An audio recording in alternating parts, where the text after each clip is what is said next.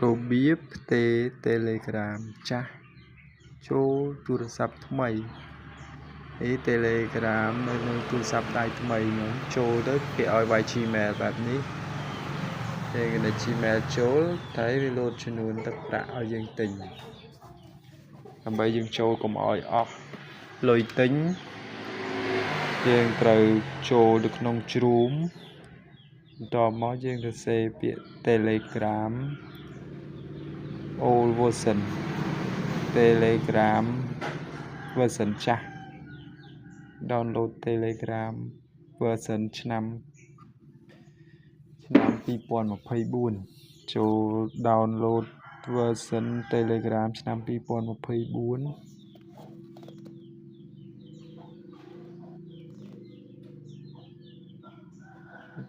នេះ2024នៅខាងក្រោម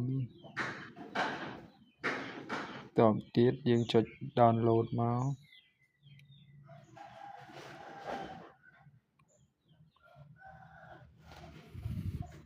ចូលមើល Telegram version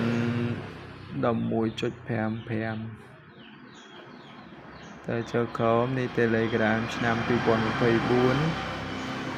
តមកយើងចុចពាក្យ download មកចុចទាញយកមករងចាំវាបន្តិចទៅវានឹង download ចូលក្នុងទូរស័ព្ទដៃយើងហើយតមកចុចកន្លែងកម្ម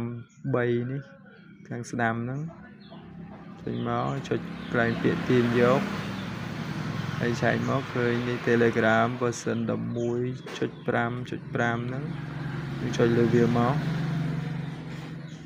ហើយចុចដំឡើង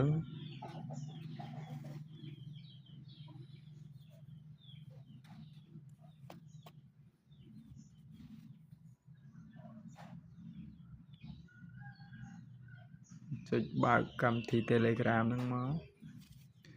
ហើយកន្លែងនេះយើងចុចតាមគេហ្នឹងទៅអនុញ្ញាតឲ្យដាក់លេខទូរស័ព្ទដែលយើងចង់ចូលលេខ Telegram ហ្នឹងចូលមកចុចអនុញ្ញាតទៀតហើយប៉ុណ្ណឹងវានឹង message ចូលទូរស័ព្ទដែលជាប់ Telegram ចាស់យើងចូលឆែកនៅក្នុងទូរស័ព្ទចាស់យើងមកឆែកហើយឃើញលេខយើងវាយវាចូលមកប៉ុណ្ណឹងយើងអាចចូលបានហើយចូល Telegram ចាស់យើងបានវិញហើយ